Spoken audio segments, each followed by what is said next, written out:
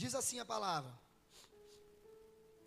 pois recebi do Senhor o que também entreguei a vocês, que o Senhor Jesus, na noite que foi traído, tomou o pão, tendo dado graças, partiu e disse: isto é o meu corpo que é dado em favor de vocês, façam isso em memória de mim. Da mesma forma, depois da ceia, tomou o cálice e disse: esse cálice é a nova aliança do meu sangue, façam isso sempre que o beberem em memória de mim. Porque sempre que comerem desse pão e beberem desse cálice, vocês anunciam a morte do Senhor até que Ele venha. Portanto, todo aquele que comer o pão ou beber o cálice do Senhor indignamente, fala assim, comer o pão e beber do cálice do Senhor indignamente, será culpado de pecar contra o corpo e o sangue do Senhor. Versículo 28, examine-se pois cada um a si mesmo, e então coma do pão e beba do cálice. Eu vou me deter a ler bastante hoje, por quê? Porque como eu falei, 70% da ministração, eu peguei de uma pregação que eu escutei e falei, isso aqui é fundamental para nós como igreja. O culto da ceia na igreja primitiva, ele era chamado de culto da koinonia. O que era koinonia? Comunhão. É nesse culto de ceia que nós reafirmamos a nossa comunhão com Cristo e com os nossos irmãos. É o culto da ceia. Não que os outros nós não fazemos isso, mas nesse culto especificamente, nós estamos dizendo: Senhor, eu estou aqui sentado à mesa porque eu tenho comunhão com o Senhor e tenho comunhão com os meus irmãos. Então ele era conhecido na igreja primitiva como o culto da koinonia, ou culto ágape. Por quê? Culto do amor. Então o culto da ceia, quando alguém ia falar, hoje nós vamos ter o culto ágape, o culto onde nós vamos demonstrar um amor. Escute algo, nós não podemos tratar esse culto e o culto a Deus de qualquer maneira. Então no culto ágape, eles levavam mantimentos, quem tinha mais levava, quem podia contribuir, quem recebia mais, quem tinha um pouco mais de condições, ia lá e fazia um banquete para aqueles que não podiam. Era sempre uma oportunidade daqueles que estavam, por isso que a Bíblia vai dizer o quê?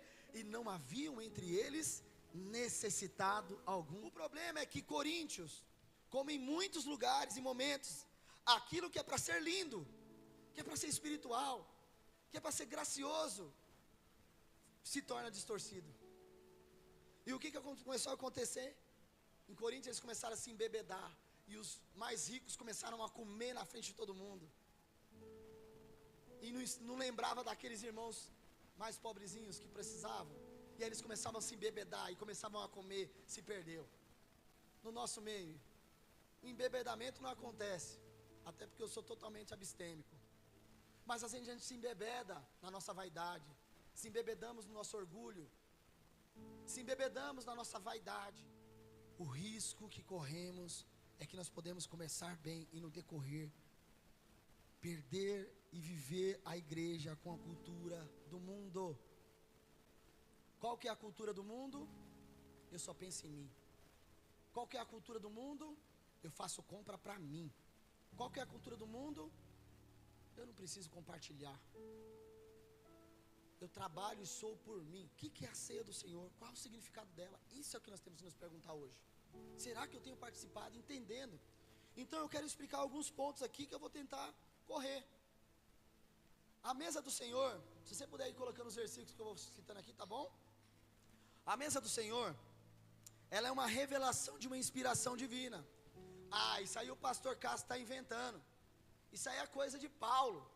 Isso aí é coisa de isso aí é coisa de quem não tem muito tempo para, não está trabalhando, está tendo muito tempo para ficar pensando nas coisas.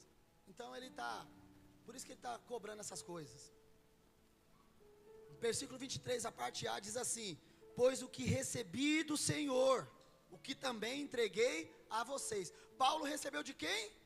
Do Senhor. Nós precisamos entender que a ceia, a mesa da ceia, nos revela a inspiração divina. Nós não podemos, nós precisamos parar de tratar esse momento como qualquer um outro. Precisamos ter reverência e entender a revelação do que foi pedido por Deus. Deus estabeleceu que isso fosse feito. Eu não estou aqui dizendo que você tem que ter 3 hinos, você tem que ter 2 hinos, você tem que ter, se primeiro abre com um hino, depois bate palma, não é isso.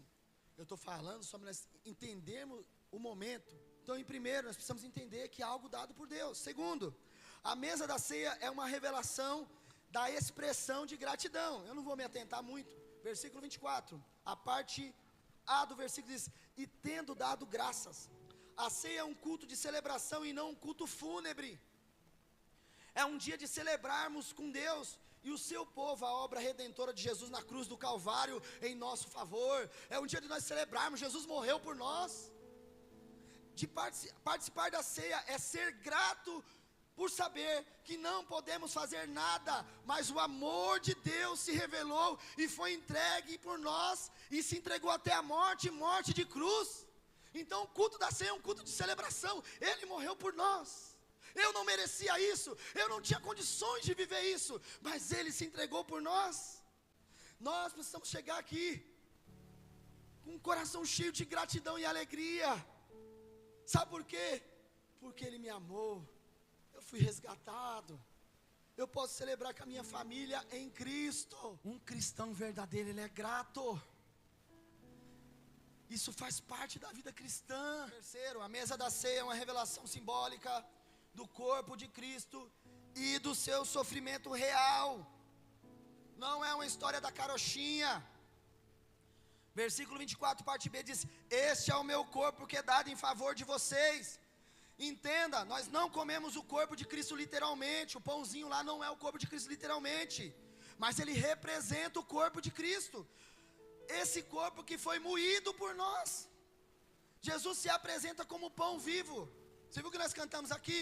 Jesus, pão da vida, maravilhoso conselheiro, príncipe da paz. Jesus, pão da vida. Ele se apresentou a nós como o pão da vida, o pão vivo que desceu do céu. Participar da ceia é lembrar de que o corpo dele sofreu por nós. A mesa da ceia é a revelação de um memorial. Versículo 24, parte C. Ele disse: façam isso em memória de mim. Nós temos muitos memoriais no mundo. O que é um memorial? É uma homenagem a pessoas, normalmente que foram muito importantes. O que o memorial serve? Para que serve o memorial? Por que Jesus estabeleceu a ceia como memorial?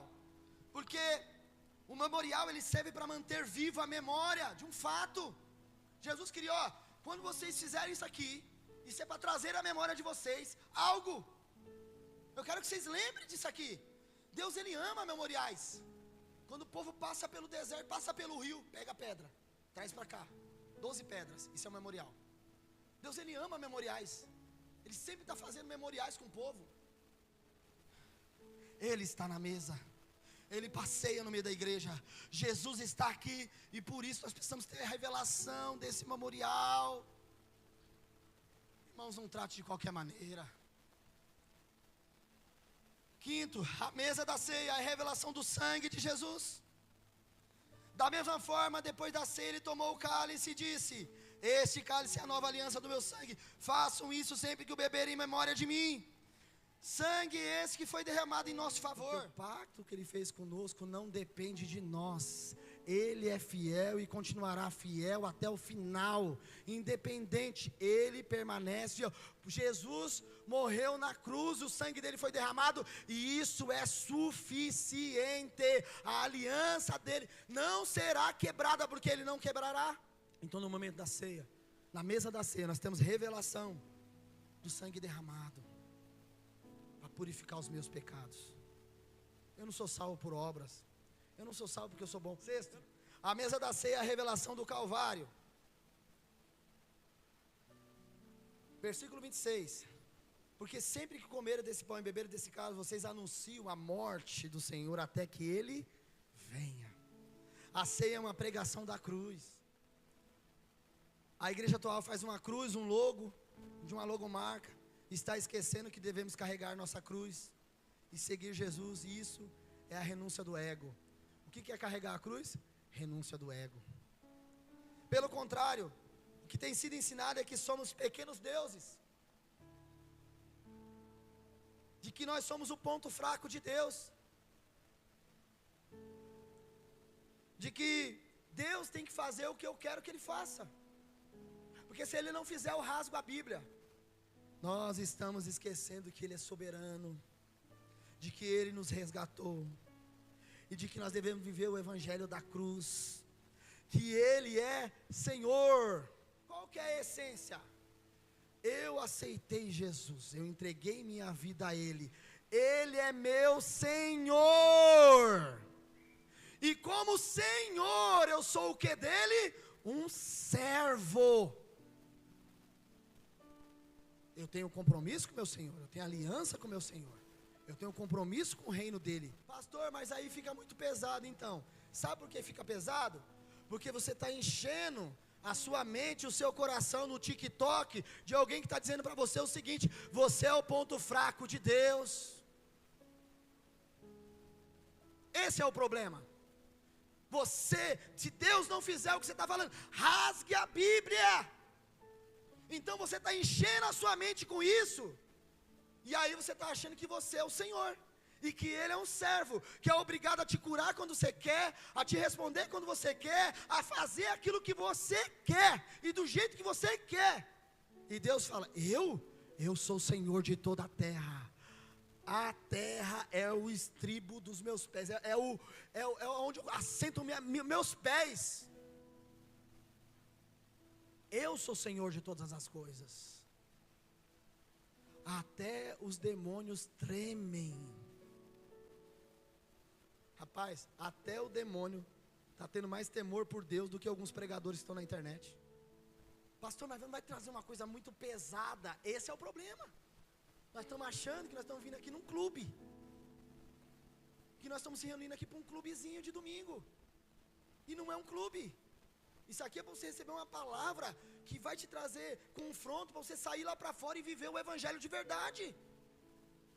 Não é para ganhar carro, não é para ganhar casa, não é para ter prosperidade financeira. Isso aqui não é para isso.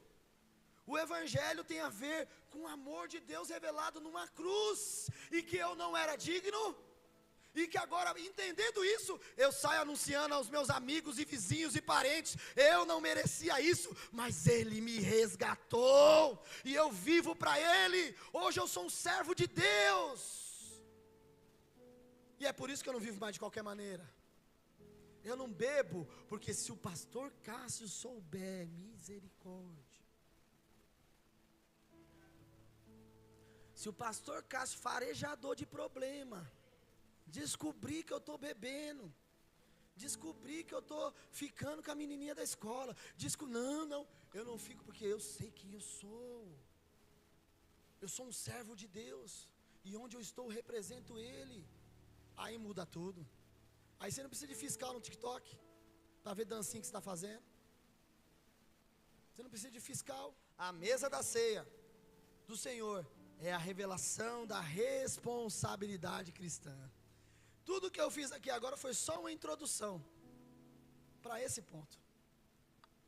27. Portanto, todo aquele que comer o pão, beber o cálice, indignamente, fala assim, indignamente. Não, repita mais forte, fala indignamente. Será culpado de pecar contra o corpo e o sangue do Senhor. Versículo 28, repita, fala assim: examine-se cada um a si mesmo. Então, o que a Bíblia manda? Você vai participar da ceia? Examine. Mas e o pastor vai ficar de olho? Não. Examine-se, pois, cada um a si mesmo. Então, coma do pão, beba do cálice. Pois quem come e bebe sem discernir o corpo, fala assim, sem discernir o corpo, come e bebe para a sua própria condenação. A ceia era um culto de quê? Comunhão. Aqui que pega. Por que eu não posso participar? O que é participar indignamente? Quando eu não estou em comunhão, não confesso os meus pecados. Nós precisamos entender que antes de eu participar, eu preciso examinar e confessar minha indignidade. O contexto do que nós explicamos aqui até agora mostra que o que causaria a reprovação, o que tornava uma pessoa indigna de participar, era o tratamento com os irmãos. Aqui o negócio pega. É como eu trato os irmãos. É quando eu trato o membro do corpo de Cristo de qualquer maneira.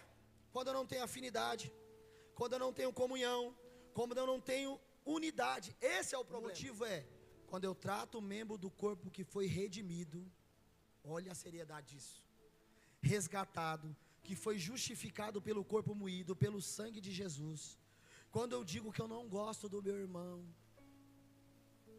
quando eu digo que eu não faço questão de estar com ele, é uma pessoa que chegou no nosso meio, que está sendo restaurado, que tem suas lutas, que tem suas limitações, que tem as suas dificuldades, mas quando eu olho para ela através do olhar de Cristo, eu paro de ficar querendo julgar, de querer pedir o sangue dela, e digo, já teve um sangue derramado naquela cruz, e é por isso que eu posso celebrar com os meus irmãos, é por isso que a minha célula não pode fechar. Você está entendendo? Quando eu não gosto do meu irmão, quando eu digo que não faço questão de ter comunhão com ele, ou de estar ao lado dele, é isso que é participar indignamente. Quando não amamos nossos irmãos, e não perdoamos os nossos irmãos, que fazem parte do mesmo corpo que eu, que fazem parte do mesmo corpo que a igreja, eu estou participando da ceia indignamente. Efésios 2,17 diz que ele quebrou uma parede de separação e formou um só corpo para si. Ali fala de judeus, de gregos e tal, mas está falando da igreja.